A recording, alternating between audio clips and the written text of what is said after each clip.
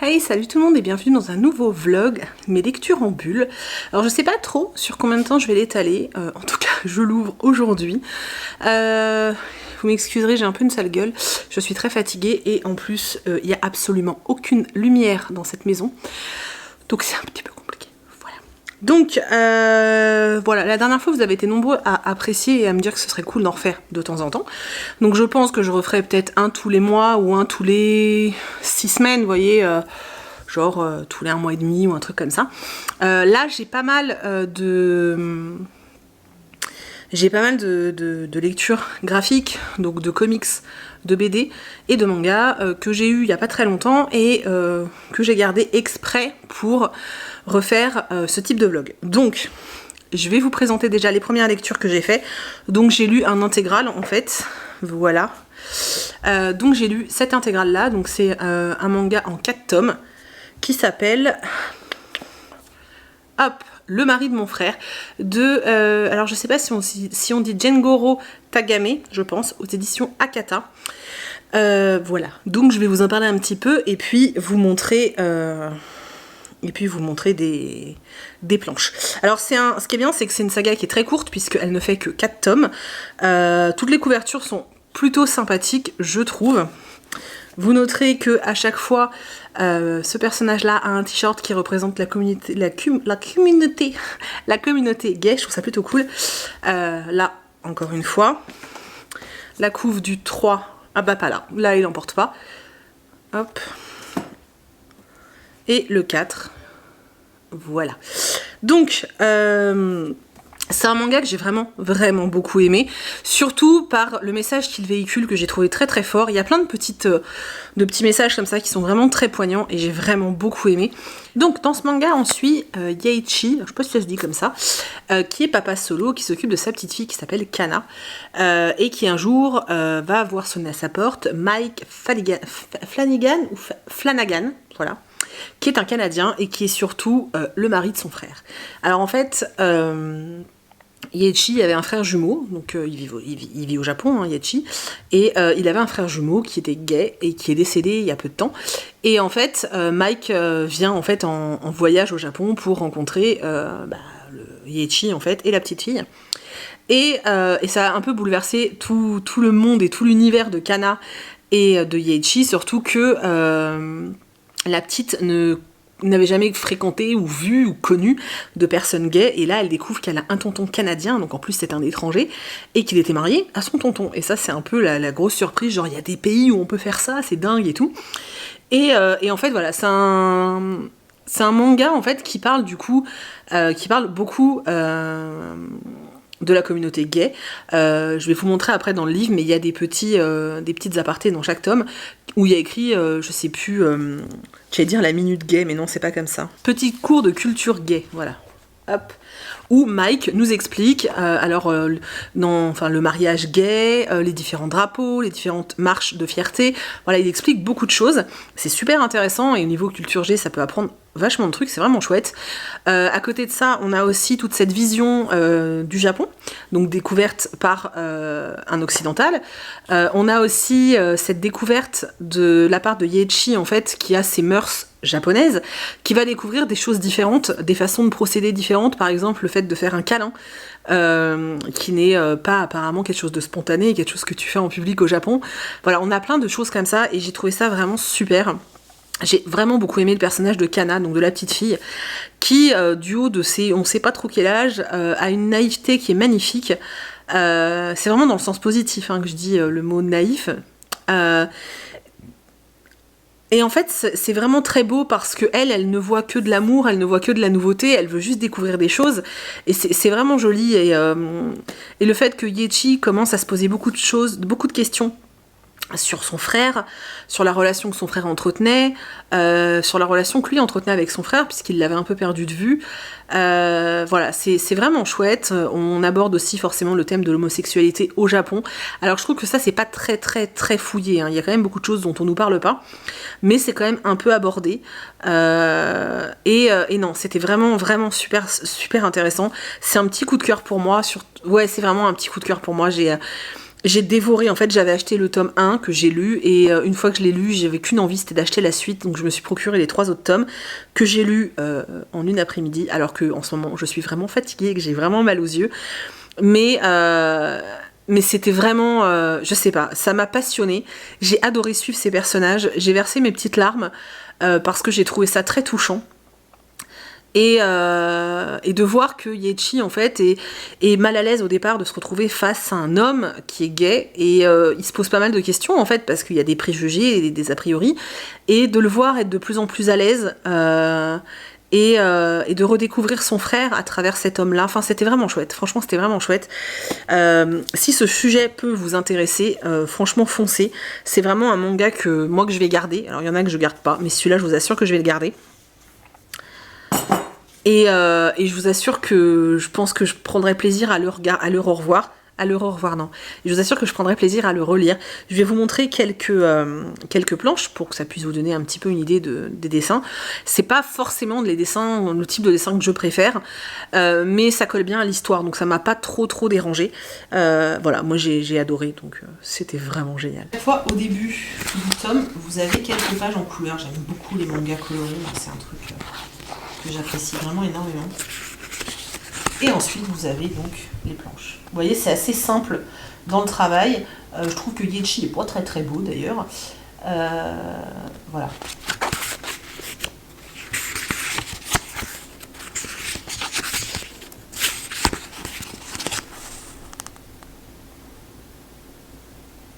Il y a un autre sujet dans ce manga qui est traité, dont je vous ai pas parlé, c'est les familles atypiques, c'est-à-dire qu'en fait, donc Yechi élève seule sa fille, en fait c'est lui qui en a la garde, et c'est vrai que c'est quelque chose d'assez atypique, que ce soit l'homme qui s'occupe de sa fille, et il y a un moment où c'est quand même abordé, et c'est plutôt pas mal en fait, c'est plutôt bien fait. Donc voilà, c'est vraiment comme ils le mettent en fait derrière, donc ils mettent les sujets traités, et c'est exactement ça, quotidien, société, famille, c'est vraiment ça. Vous avez envie d'en savoir plus en fait sur ce côté sociétal japonais, ça peut être super intéressant, sachant que là c'est un manga qui ne se passe pas dans une grande ville, donc on est peut-être moins décomplexé.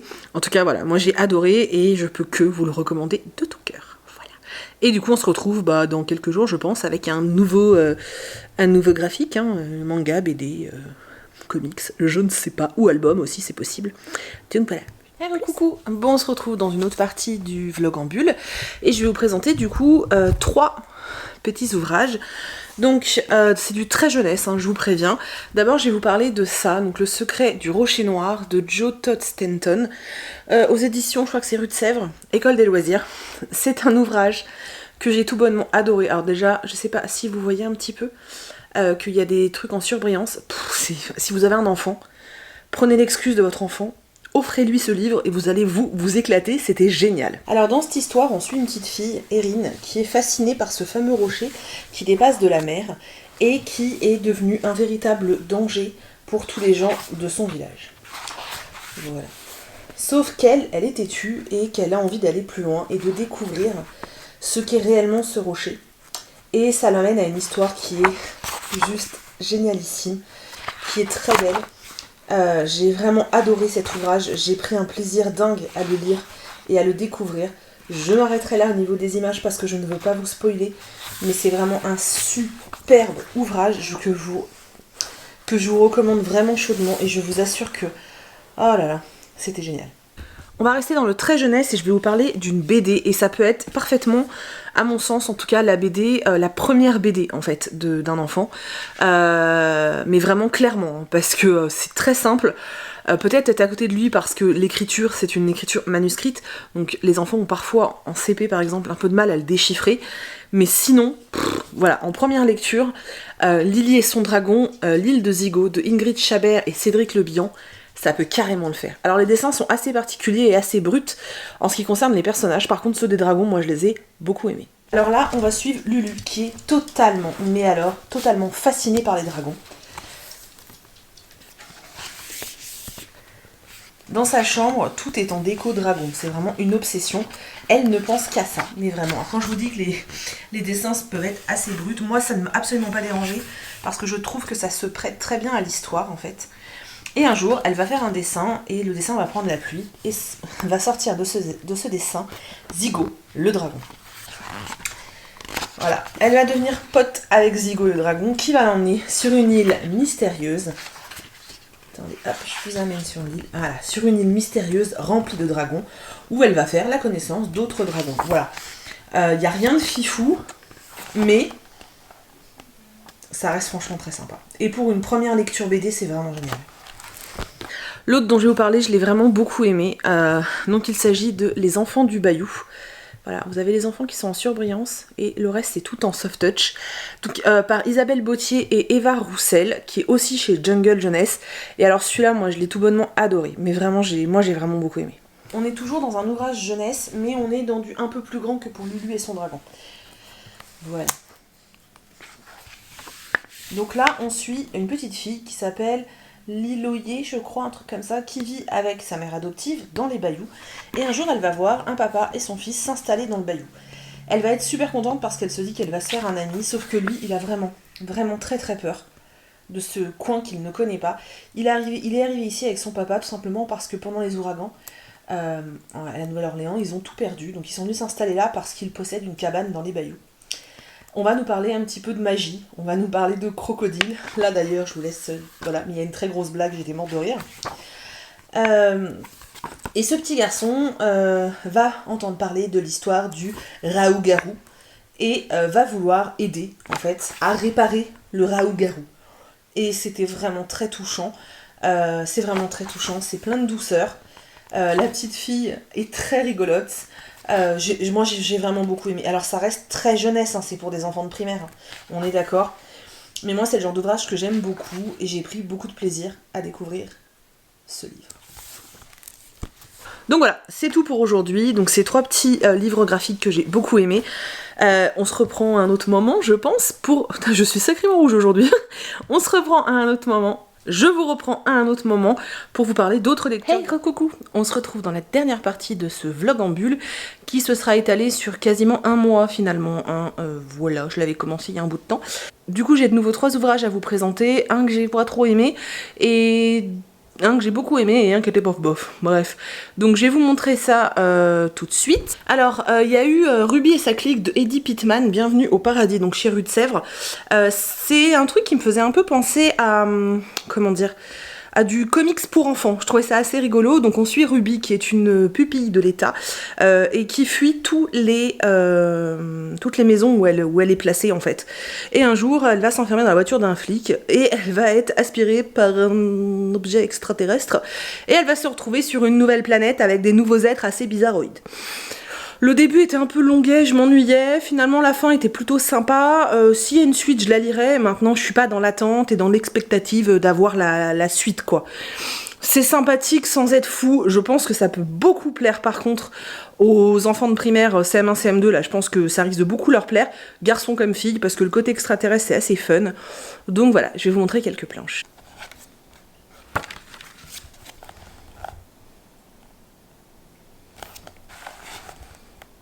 Les fameux extraterrestres.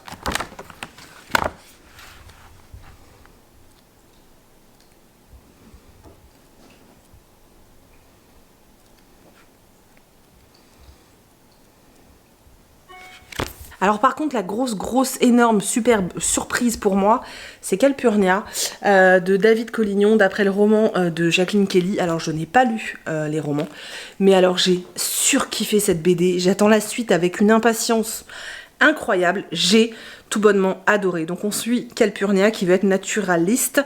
C'est une petite fille en fait qui est très curieuse de la nature, qui est très curieuse de tout et qui vit dans une famille où il n'y a que des garçons en fait. Elle est différente des autres petites filles parce que finalement elle veut pas apprendre à faire la couture ni rien. Elle veut étudier la nature, les insectes. Elle veut apprendre plein de choses. Heureusement elle a un grand-père qui est passionné par ce genre de choses et qui va l'aider dans sa démarche et j'ai vraiment beaucoup aimé, c'était très beau, très doux, j'adore la mise en page, j'adore les couleurs, j'ai adoré les dessins, j'ai tout aimé en fait, dans cette BD j'ai juste tout aimé, c'est vraiment une superbe surprise et moi qui n'étais pas tentée par le roman, et ben je peux vous assurer que maintenant j'ai très envie de le lire, donc je pense que je vais me le procurer. Et je vais vous montrer quelques planches parce que pour moi ça vaut réellement le coup, voilà, j'ai adoré. Hop, donc Calpurnia, déjà là tous ces oiseaux, putain c'est super joli.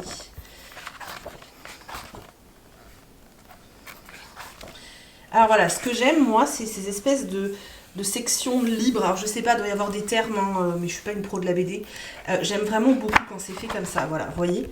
Oh, j'adore, mais vraiment j'adore. Donc là, elle nous présente sa famille. Franchement, c'est... Oh là là, cet ouvrage est superbe. Vraiment, vraiment, vraiment. Je vous le recommande plus, plus, plus. Regardez-moi ça comme c'est chouette.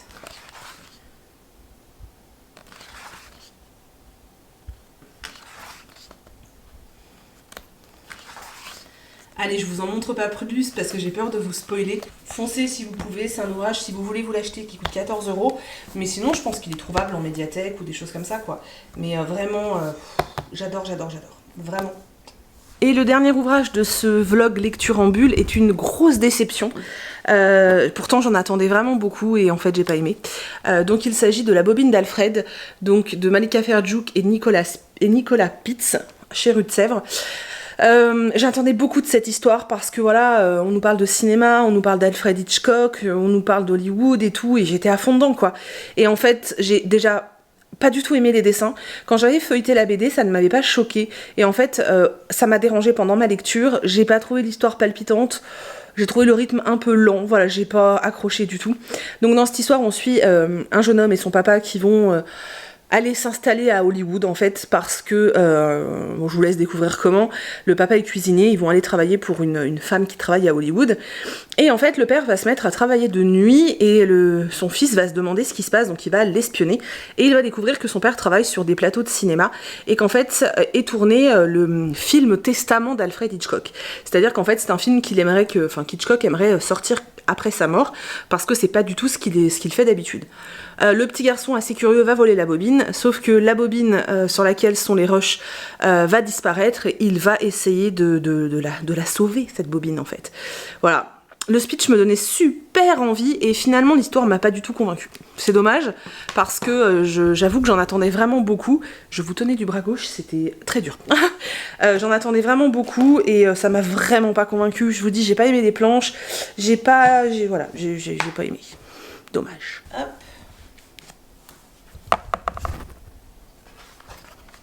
Vous voyez la tête des personnages, il y a des moments où ils sont sur le côté, c'est moche quoi. Moi j'aime vraiment pas en fait. J'ai vraiment pas aimé. Je sais pas, j'aime pas les traits. Et l'histoire m'a pas passionnée. Voilà. C'est dommage parce que ça aurait pu être pas mal.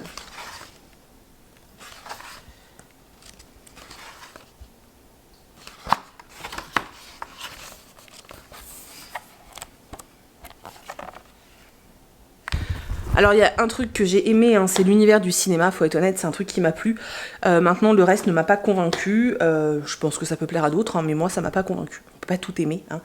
Voilà, du coup je vais clôturer ce vlog lecture en bulle parce que je voulais pas qu'il soit long et je crois qu'il est long.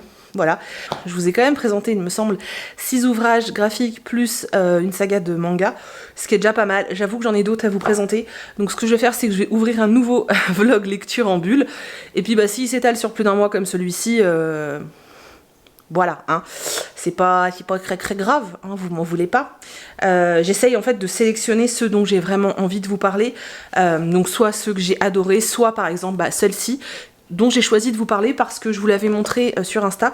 Et beaucoup m'ont demandé mon retour sur cette BD, donc je voulais absolument vous le donner. Voilà. En tout cas, je remercie Rue de Sèvres parce que dernièrement, grâce à eux, j'ai fait d'excellentes découvertes. Je pense notamment à Calpurnia qui a été... voilà, et au Sculpteur, pour lequel non, pas encore. Pour lequel il y aura une vidéo totalement dédiée la semaine prochaine. Parce que c'est un énorme coup de cœur et c'est rare, mais j'ai envie de vous faire une vidéo que sur ce coup de cœur parce que j'ai jamais été autant submergée d'émotions et de sensations en lisant un livre graphique. Voilà. Donc un grand merci encore à Rue de Sèvres de me permettre de découvrir des BD comme ça parce que voilà, c'est juste dingue.